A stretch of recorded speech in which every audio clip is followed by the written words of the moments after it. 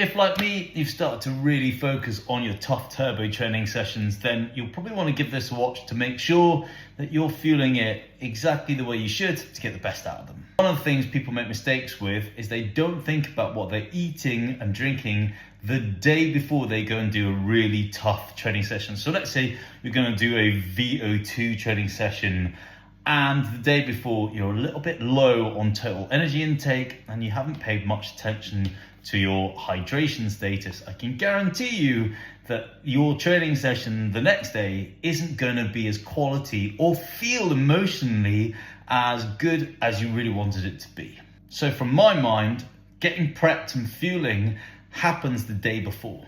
So what should you eat in your training? Well, let's say you get up really early in the morning, you just don't want to eat anything, you just want to train. What you ate the night before matters. You want to have a fairly carbohydrate focused evening meal.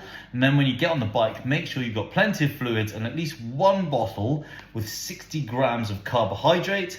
And personally, if I'm doing a really tough VO2 session very early in the morning, I'm going to start drinking from that bottle pretty quick in my warm-up. So I'm making sure I've got plenty of energy to turn those pedals round.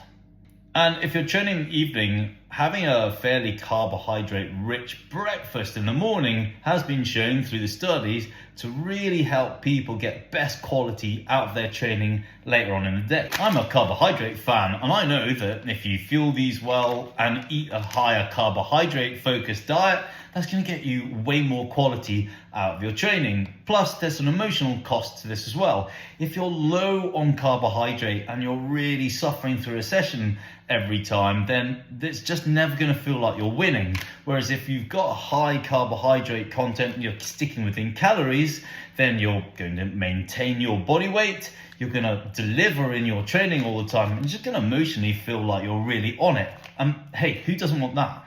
The biggest mistake I see cyclists make is kind of winging it going into their training, not really thinking forward or fueling for the session required. And that's why sometimes they don't deliver in their training sessions the way that they could, because they just haven't fueled or hydrated to make sure they get the best out of their training.